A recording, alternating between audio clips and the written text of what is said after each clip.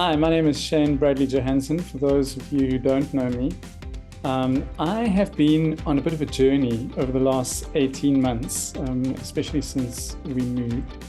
And it really has been a journey into recovering the joy that is promised in the Christian life by Jesus and also just so many of his disciples. And I think the journey that I embarked on really came as a response to what I had been noticing in my life prior to that, in actual for quite a while.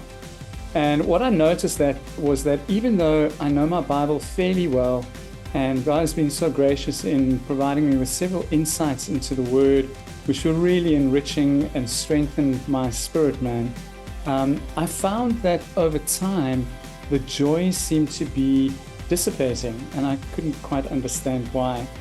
Often when I felt this way, I would just sort of double down on my efforts and hope that somehow if I became more disciplined in my quiet time, or if I became more disciplined in just reading the Word, that somehow the joy would return. And it did sometimes, but not to the extent that I had hoped.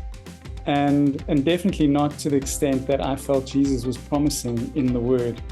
And over a period of time, I started to discover that our relationship really with ourselves and our relationship with others and our relationship with God is quite dependent on whether we're able to be in a particular brain state.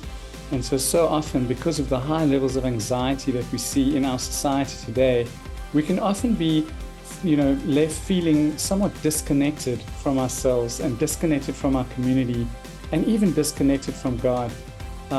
In an effort to really protect ourselves from a lot of the unpleasant news and things we see in the world around us. Anyway, I'm going to be hosting a Grow Group and be sharing some of the skills and some of the knowledge that I've gained, and also just some of the practice of what it looks like to really return to joy.